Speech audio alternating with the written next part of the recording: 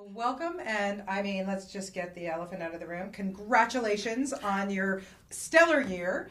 I predicted it when I saw that movie that you were going to win, and I knew that you were. How are you coping with all of this, Octavia? Oh my God, it's nothing to cope with. It's all really good. It's pretty fun, and I don't. It's kind of really still surreal to me, actually. We want to all know where you're keeping the Oscar.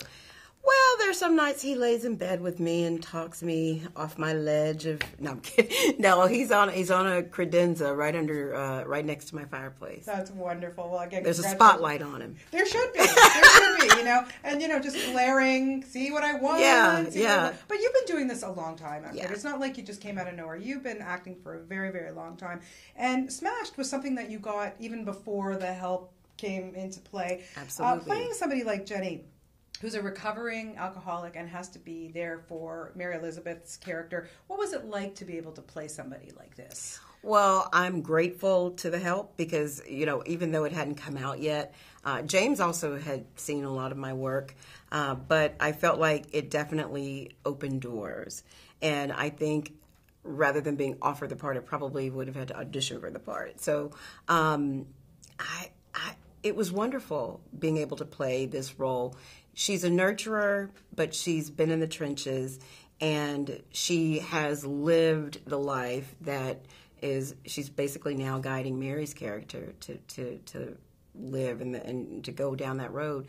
It was great. I mean, it was very dark. It's a dark thing, the whole addiction problem. It's very dark, and it was very hard to research without going to meetings. I didn't want to do that. Yeah, I was going to ask you if you had even met with anybody who was a sponsor or anything like that, or did you just kind of go off the page on this one? I went off the page, and I did a lot of internet because there are a lot of people who will talk in the anonymity of the internet. I didn't want to breach the trust that AA or any OA or any of those NA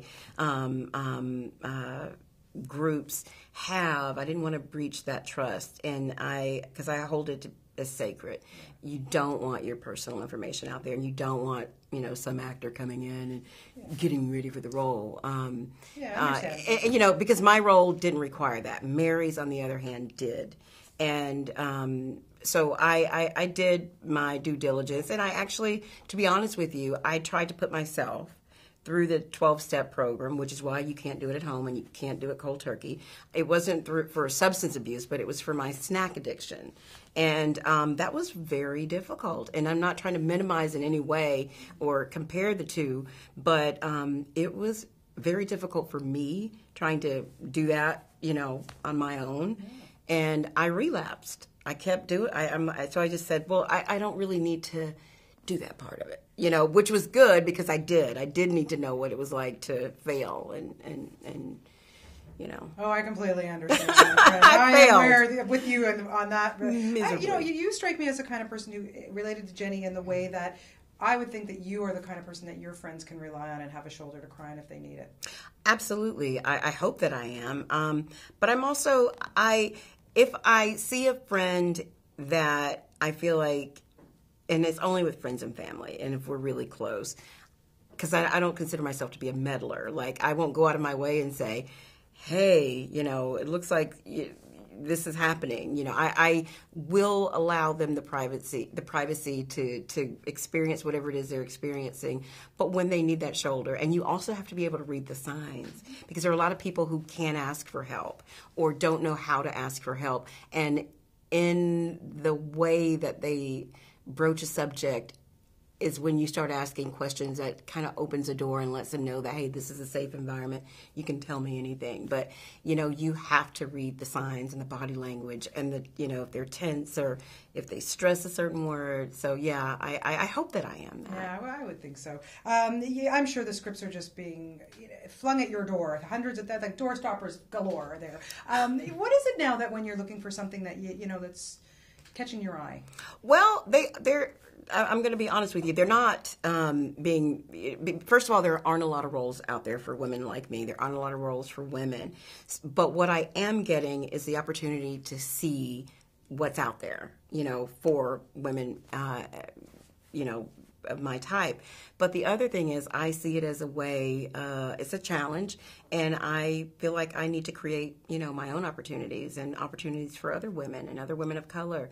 And, my brand, I want to be, for the movies that I produce, diversity. I live in a diverse world, and that's what I want to see reflected on screen. So that's really, projects that I intend to produce or books that I intend to adapt have to have that feel. They have to have a feeling of diversity and inclusivity. And very quickly, who was the actor or movie or whatever that turned it around for you and made you want to become an actress? I think Steven Spielberg movies definitely turned it around for me. Pam Grier, Whoopi Goldberg, Oprah Winfrey, all of the above. Not just one, but all. Yeah, well, congratulations on all your success. You are so deserving of it, and you're so fantastic in this. And, I've said to you before, I just always love talking to you. You're so wonderful. And thank you so much. Thank you so much. And we have a little present for you, and it's filled with little... well, we like presents! I'm sorry.